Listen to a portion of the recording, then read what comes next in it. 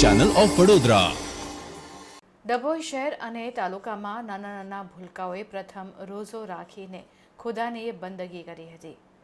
ઇસ્લામ ધર્મના પવિત્ર રમઝાન માસ ચાલી રહ્યો છે, ત્યારે કાળઝાળ ગરમીમાં પ્રારંભ થયેલા રમઝાન માસમાં ડભોઈ ખાતે રહેતા મુસ્લિમ બિરાદરોએ રમઝાન માસના પવિત્ર દિવસ નિમિત્તે પ્રથમ રોઝો રાખીને ખત્રી હસનૈન સલીમભાઈ ભાગોળવાલા, ખત્રી નબીહા બાનુ નાઝિમ ઉંમર વર્ષ 6, ખત્રી શનાબાનુ ઇમ્તિયાઝભાઈ ઉંમર વર્ષ 5 અને સૈયદ ફઝલે અલી મુનાફભાઈ ઉંમર વર્ષ 4 તેમજ ખત્રી સિરીનબાનુ મોહમ્મદ તોફીક ઉંમર વર્ષ 7। આ તમામ નાના નાના ભૂલકાઓએ મુસ્લિમ માસના પવિત્ર રમઝાન માસના પ્રથમ રોઝો રાખીને અલ્લાહની બંદગી કરી દેશ અને દુનિયામાં અમન, શાંતિ અને ભાઈચારો રહે તેવી દુઆ કરી હતી।